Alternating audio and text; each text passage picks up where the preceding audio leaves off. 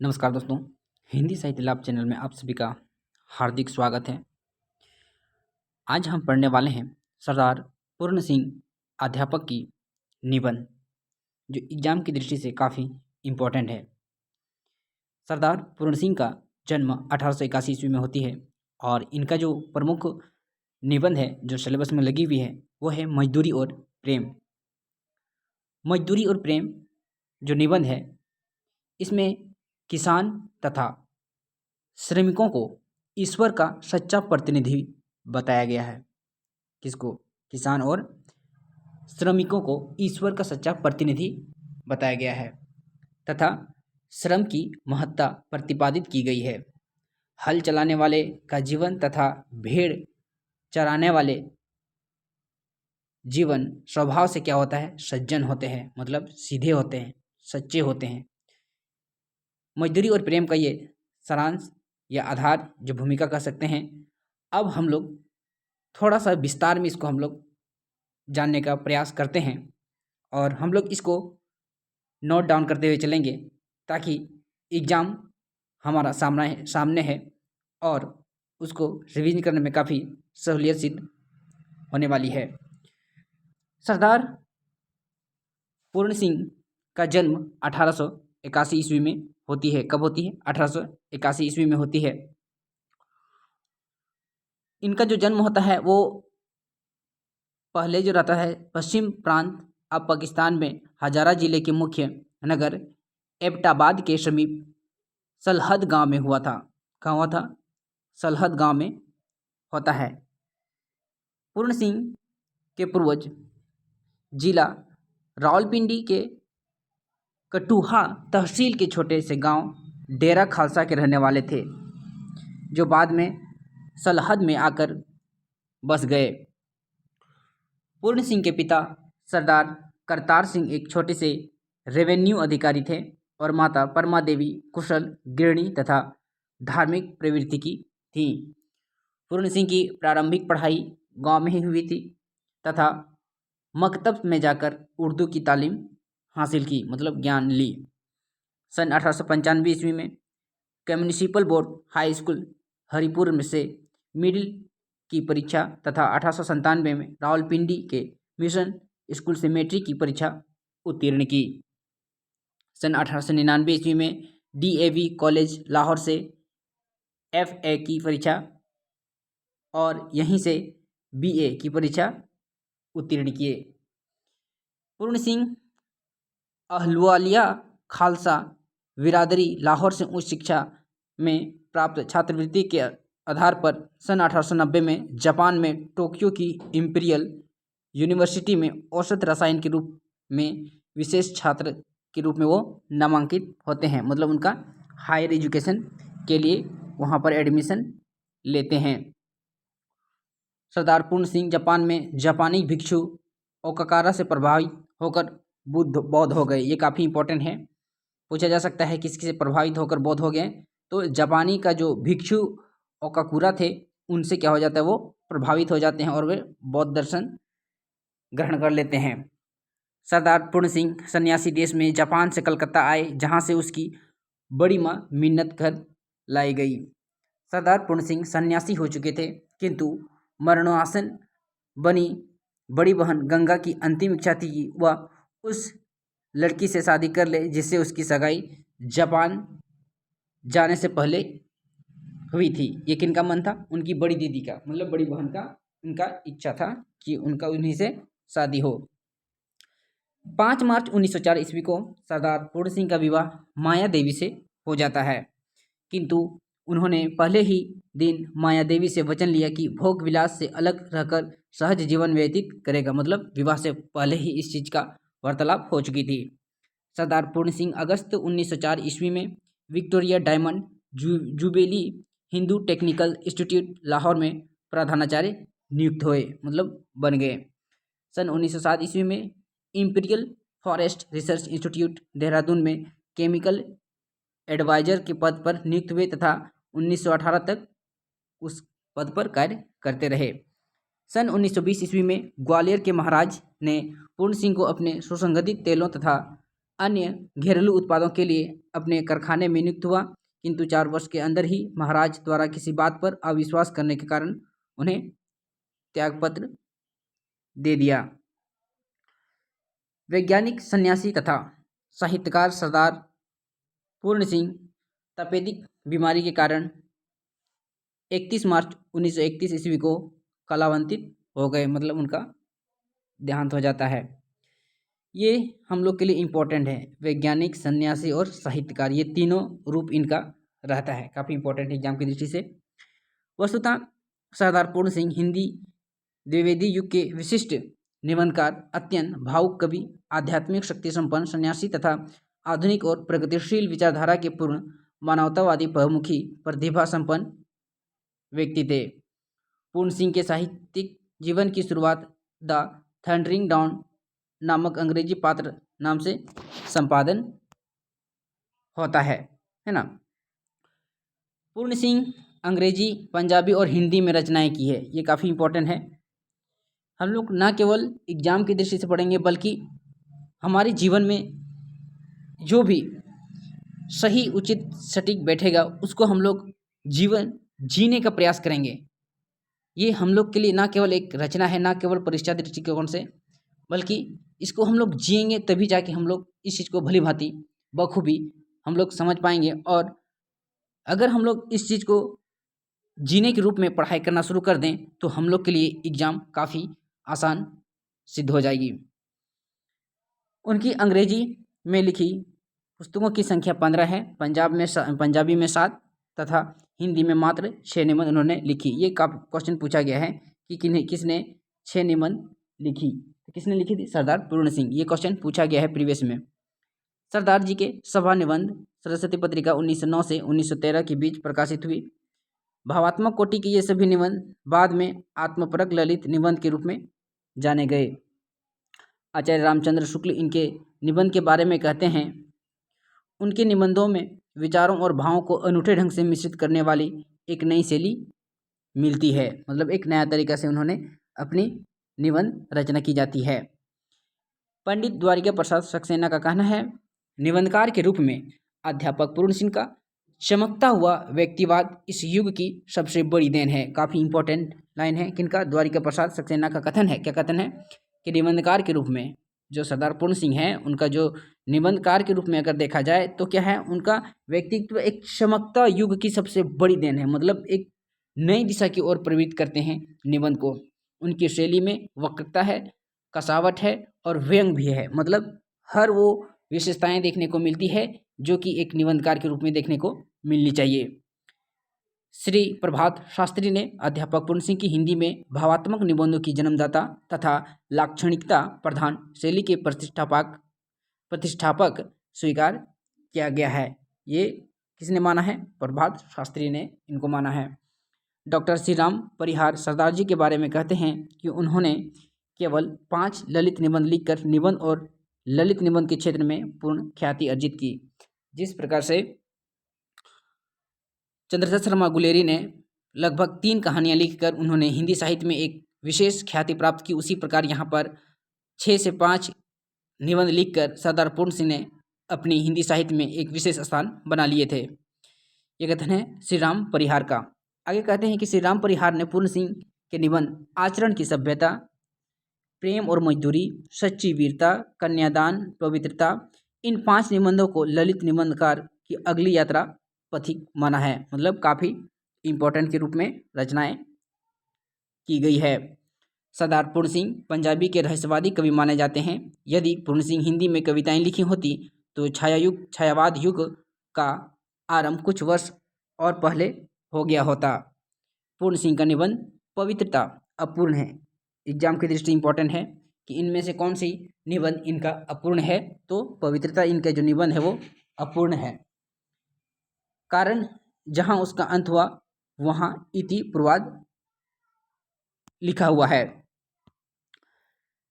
पूर्ण सिंह हिंदी सही से नहीं लिख पाते थे, इस कारण उन्होंने अपने सभी हिंदी निबंधों को फारसी में लिखा है। कौन सी भाषा में?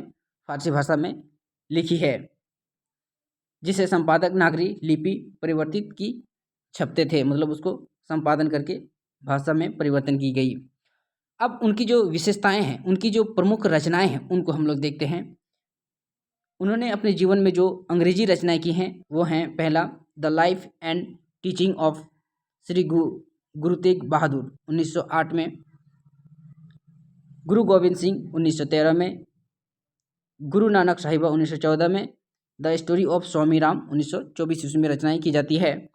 आध्यात्मिक रचनाएं में अगर देखा जाए तो victory of faith or the martyrdom of for science of Shri Guru Gobind Singh 1908 ईस्वी में, स्केच फ्रॉम सिख हिस्ट्री, एक प्रकार से देखा जाए यहाँ पर सिख की अधिकतर इन्होंने रचनाएं की हैं। द बुक ऑफ 10 मास्टर्स 1920 ईस्वी में करते हैं। The spirit of the Sikh 1927 ईस्वी में की जाती है। Walt Whitman and the Sikh impression 1927 में। स्पिरिट वॉर्न पीपल 1929 ईस्वी में इन्होंने रचनाएं की हैं, जो कि आध्यात्मिक रचनाएं इनकी हैं। उपन्यास में अगर इनका देखा जाए तो द थंडरिंग डॉन 1902 ईस्वी में, जो जापान में रचना की जाती है, द थंडरिंग डॉन है 1902 ईस्वी में। प्रकाशिना 1922 ईस्वी में। भगीरथ 1925 में। The son of God a man, the son of God a man 1929 ईस्वी में जारनवाला में के रूप में की जाती है। अब कहानी अगर देखा जाए, द जस्टिन गारलैंड, मल्लिका की माला अप्रकाशित हुई, लेकिन उन्होंने लिखा लेकिन प्रकाशित नहीं हो पाई इनकी। शॉर्ट स्टोरी अप्रकाशित है। ये जितने भी हम लोग देखें ये अंग्रेजी में लिखी गई, लेकिन बाद में उसको क्या किया गया, तब्दील किया गया हिंदी में या अन्य भाषाओं में। नाटक इनका अगर देखा जाए, the bride of the sky 1924 में।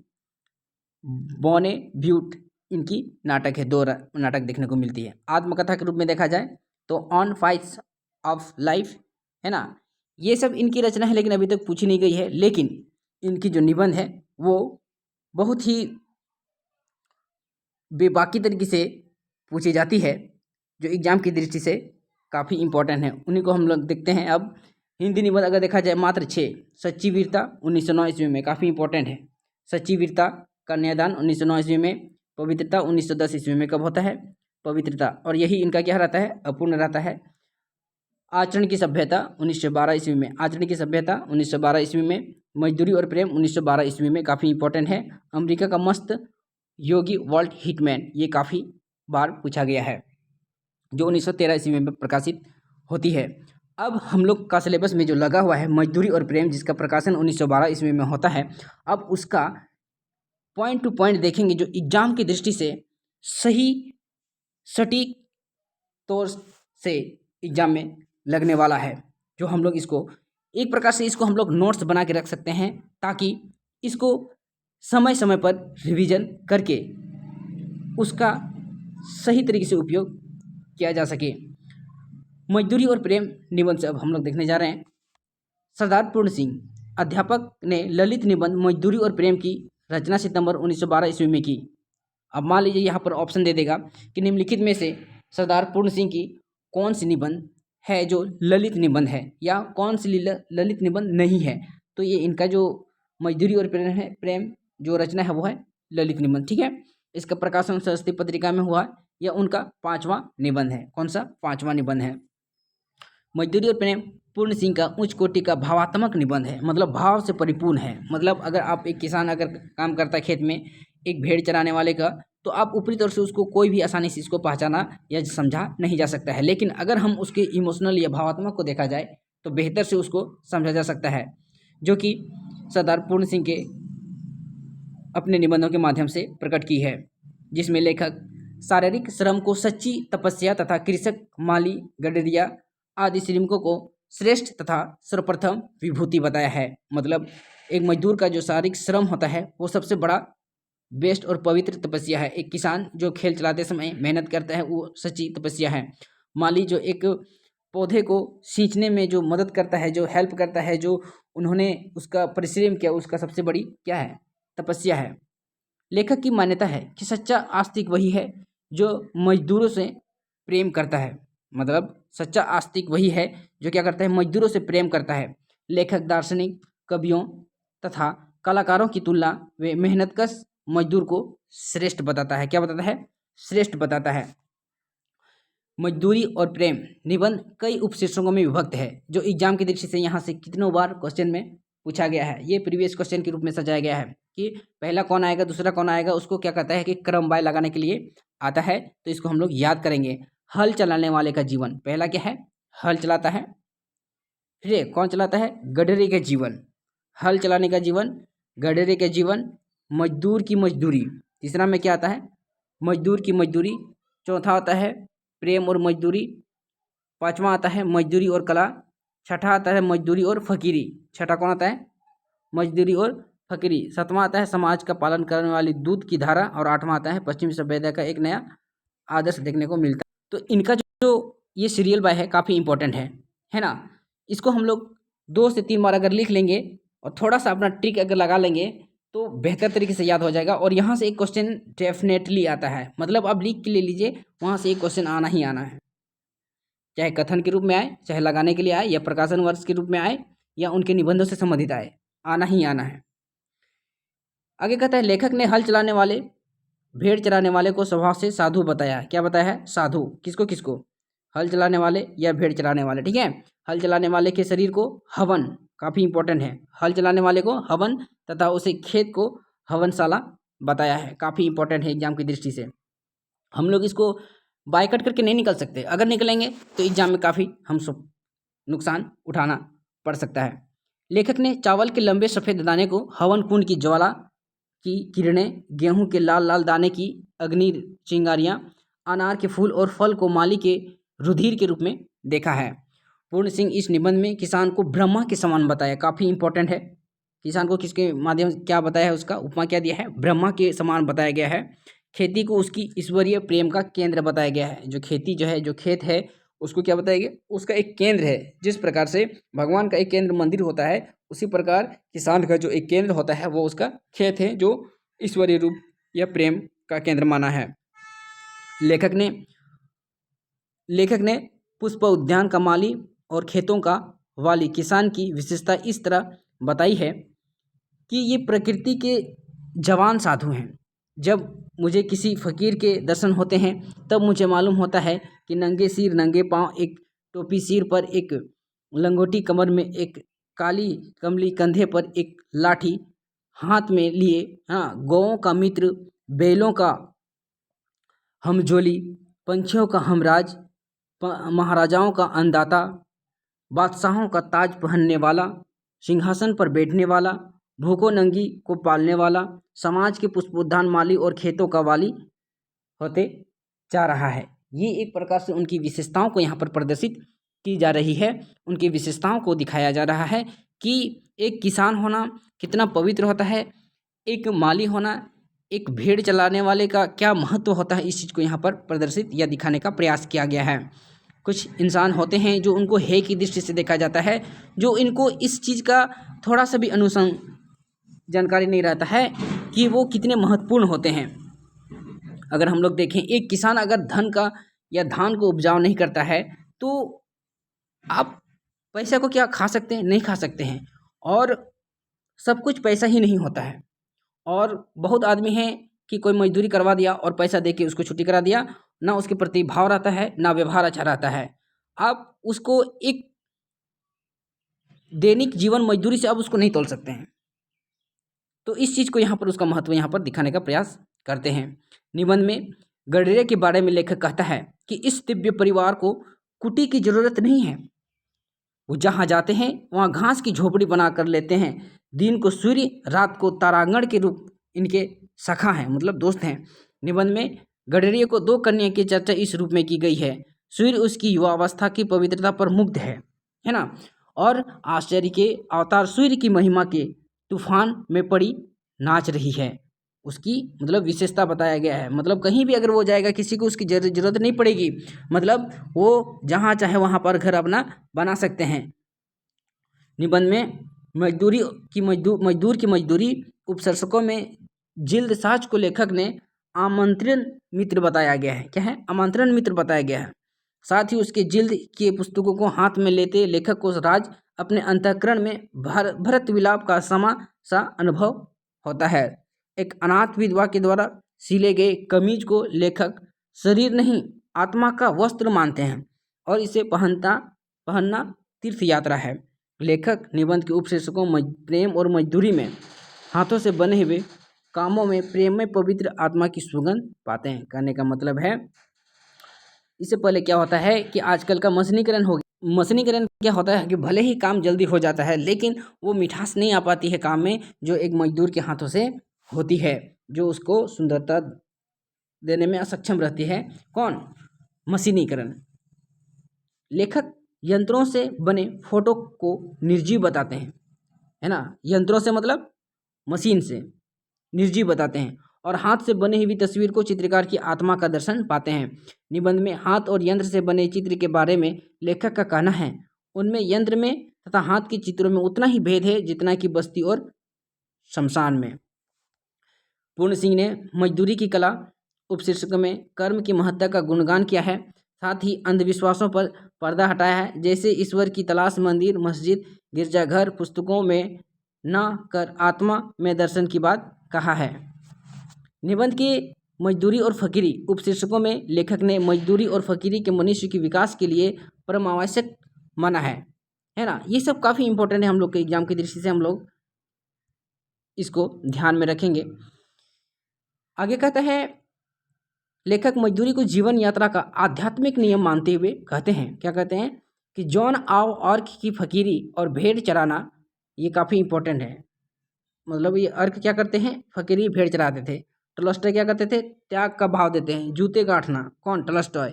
उमर ख़याम क्या करते थे? प्रसन्नतापूर्वक तंबू सीते थे, है ना। ये सब बड़े बड़े विद्वान इन छोटी छोटी को कामों क्यों करते थे? क्योंकि उनको पता था इस चीज़ में जो खुशी है, जो देखने का जो प्रवृत्ति है वो कहीं नहीं मिलेगा।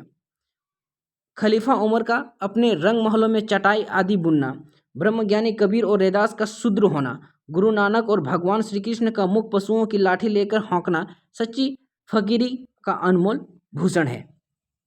निबंध के उपशीर्षक समाज का पालन करने वाली दूध की धारा, ये जो छठा इसका बिंदु है उसमें कहता है, शुरुआत गुरु नानक यात्रा के दौरान लालो नामक बड़ई के यहाँ ठहरने से होता है। इसी गांव में भागो नामक मालदार रईस भी रहता है। तो ये क्वेश्चन पूछा जा सकता है कि ये जो वाक्य है, मतलब गुरु नानक किसके पास ठहरता है और ये कौन सा उपशीर्षक में वर्णन है? तो हम लोग कह सकते हैं समाज का पालन करने वाली दूध की धारा में ये गुरु नानक जी ठहरते हैं ना।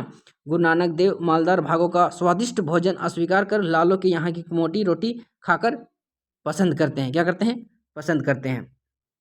भागों की जीत करने पर गुरु नानक देव उसके यहाँ हलवा पूड़ी मंगवाते हैं तथा एक हाथ से लालो की रोटी और दूसरे के भागों के व्यंजन को दबाते हैं तो लालो की रोटी दूध की धारा और भागों की रोटी खून की धारा टपकती है।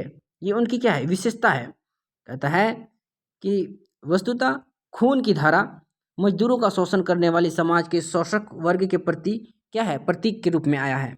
मजदूरी और प्रेम निबंध का अंतिम उपशीर्षक पश्चिमी सभ्यता का है। क्या है?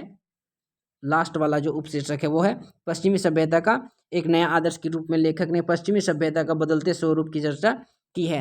लेखक के अनुसार पश्चिमी सभ्यता में अब कलों की पूजा छोड़कर लोग मनुष्य की पूजा को अपना आदर्श बनाने लगे हैं। इस आदर्श को दर्शाने वाले वहाँ के देवता रस्किन और टॉलस्टॉय आदि हैं। मतलब उसका जो प्रवृत्ति है, पहले से जो परंपरा चला आ रहा है, अब उसको बदलने के प्रयत्न करते हैं टॉलस्टॉय और रस्किन।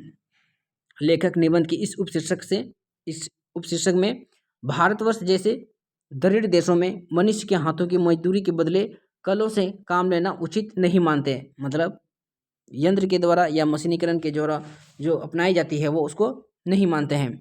ऐसा करने से दरिद्र प्रजा और भी दरिद्र होकर मर जाएगी। क्या करती है? मर जाएगी। सरदार पूर्ण सिंह निबंध का अंत इस आशावादी पंक्ति से करते हैं कि आओ यदि हो सके तो टोकरी उठाकर कुदाली हाथ में लें, मिट्टी खोदें और अपने हाथ से उन्हें प्याले बनावें, जिस प्रकार से कुम्हार बनाते हैं। फिर एक एक प्याला घर घर में कुटिया कुटिया में रख आवें और सब लोग उसी में मजदूरी का प्रेम अमृत पान करें। मतलब उसी से पानी वानी पिए। समस्ता कहा जा सकता है, मतलब समस्त रूप में कहा जा सकता है कि सरदार पूर्ण सिंह अपने इस निबंध मजदूरी और प्रेम में श्रम और श्रमिकों की महत्ता पर बल दिया है। हाँ, अपनी आध्यात्मिक सोच के कारण श्रम को एक आध्यात्मिक प्रक्रिया बदलाता है। इनका प्रमुख कथन जो है वो इस प्रकार दिया है, प्रकृति की मंद मंद हंसी में, क्या कहते हैं, प्रकृति की मंद मंद हंसी में ये अनपढ़ लोग ईश्वर के हंसते हुए होंठ देख रहे हैं। लोग अनपढ़ हैं लेकिन वो प्रकृति को देख लेते हैं, होंठ देख रहे हैं। पशुओं के अज्ञान गंभीर ज्ञान छिपा हुआ है। पशुओं में वो अज्ञान चीज छिपी हुई रहती है जो वो अनपढ़ देख लेते हैं और हम लोग पढ़े लिखे देख नहीं पाते हैं।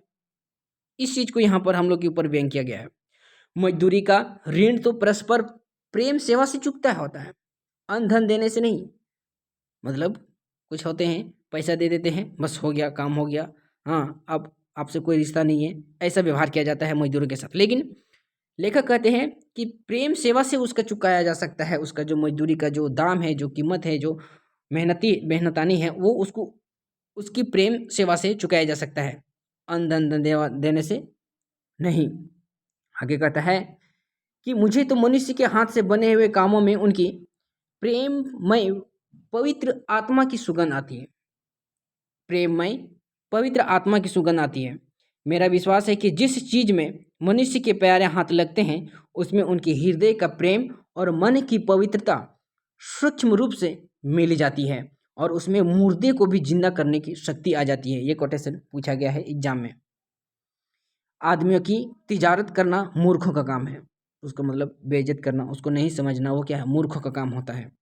आजकल भाप की कलों का दाम तो हजारों रुपया है, परंतु मनुष्य कौड़ी के 100 रुपये में बिक जाता है। मनुष्य पूजा ही सच्ची ईश्वर पूजा है। मजदूरी और फकीरी मनुष्य के विकास के लिए क्या है, परम आवश्यक है। मजदूरी करने से मनुष्य को एक नया और ताज़ा खुदा नजर आने लगता है। सच्ची मित्रता है तो वही सेवा है, उससे मनुष्यों के हृदय पर एक सच्चा राज हो सकता है। आनंद और प्रेम की राजधानी का सिंहासन सदा से प्रेम और मजदूरी के कंधों पर ही रहता आया है। मतलब हम लोग जो बड़े बड़े बिल्डिंग बनाते हैं वो सब मजदूरी के कंधों पर ही टिकाया रहता है। मजदूरी का करना जीवन यात्रा का आध्यात्मिक नियम है। सूर्य तो सदा पूर्व से ही पश्चिम की ओर जाता है, पर आओ पश्चिम से आने वाली सभ्यता के नए प्रभावित को हम पूर्व से भेजें। कहता है सूर्य भगवान पूर्व में उगते हैं और पश्चिम में उगते हैं, ये सत्य है।